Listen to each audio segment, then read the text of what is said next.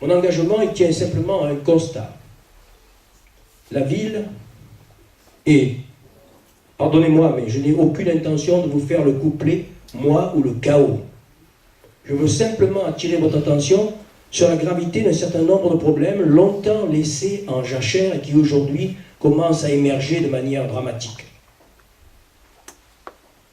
Je me suis engagé dans cette campagne d'abord, et je crois que c'est le plus important, je me suis engagé dans cette campagne parce que la ville est en état progressivement, en état de paralysie. Paralysie sur le plan économique, paralysie sur le plan financier, paralysie sur le plan social.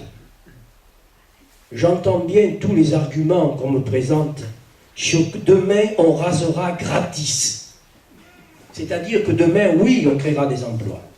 Demain, oui, on réduira les déficits et on baissera les impôts. Demain, oui, on réglera les problèmes sociaux. Mais que je sache, pourquoi ne pas avoir mis à profit les 13 ans ou les 6 ans qui viennent de s'écouler pour régler ces questions? Pourquoi maintenant dans la campagne dire demain je créerai des emplois, demain je réduirai les déficits, demain je baisserai les impôts? Et bien entendu avec toutes sortes d'arguments. Une fois c'est la station d'épuration qui ne fonctionne pas, une autre fois c'est... Écoutez, arrêtons simplement nous sur les chiffres. Aujourd'hui, cette ville figure au nombre des malheureuses villes dans lesquelles le revenu fiscal moyen par habitant est en dessous de la moyenne nationale, qui est à plus de 22 000 euros, nous sommes à environ 20 000 euros. Aujourd'hui, cette ville est celle qui compte dans le département de Vaucluse le plus de chômeurs, 15,60%. 15,6%. La moyenne du département est à 13,5%. La moyenne nationale est à un peu moins de 10%. Et vous avez vu que les chiffres continuent de s'aggraver.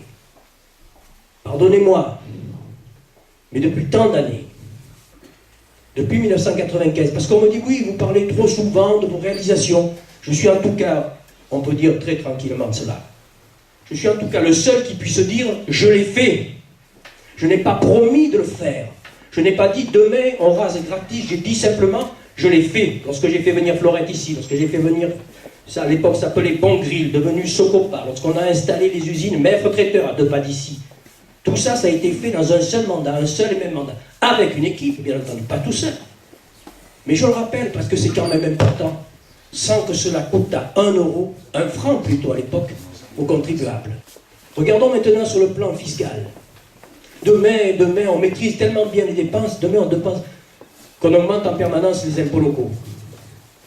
Pardonnez-moi, mais mon expérience d'élu, mon expérience de haut fonctionnaire, mon expérience de sous-préfet sur le terrain, dans des petits villages, c'est que tout ça dépend de la volonté des élus de maîtriser les dépenses et de ne pas faire du clientélisme, du copinage, une règle d'or, et de ne pas recruter sur des emplois totalement inutiles des gens qui eux-mêmes se demandent ce qu'ils font là. Simplement, au cours de cette campagne, j'ai toujours navigué entre 2 écueils. Le premier, c'est celui de dire « vous êtes trop gentil, pas assez agressif ». Et l'autre de dire « notre campagne est très respectueuse ». Alors c'est vrai, j'ai choisi la deuxième ligne de conduite. Jamais, je dis bien jamais, on ne nous a pris en défaut d'attaque personnelle.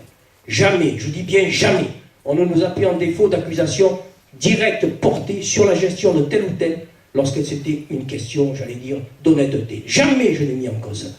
Simplement, j'appelle cela de l'incompétence.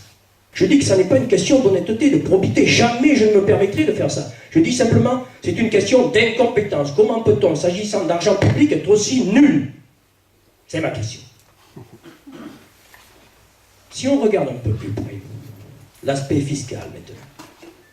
Et vous savez, il y a eu beaucoup de choses dans cette campagne, d'échanger des arguments sur le porte-allée, sur la couronne, etc. Ce qui ressort de tout cela, c'est qu'en définitive, nous avons affaire à un certain nombre d'impostures. C'est le vrai mot en français, une imposture.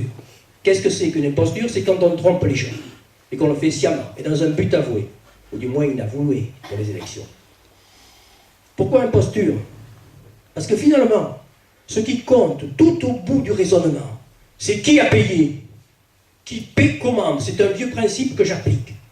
Qui a payé? Les contribuables lillois. 1,3 million d'euros versés au promoteur sur l'affaire du portal. Peu importe les responsabilités. Le débat en recherche de responsabilité n'est pas intéressant. Le vrai débat, c'est les gens qui géraient étaient-ils capables de gérer correctement? Aujourd'hui, si les gens sont responsables, si les citoyens sont responsables à cette question, ils répondent non.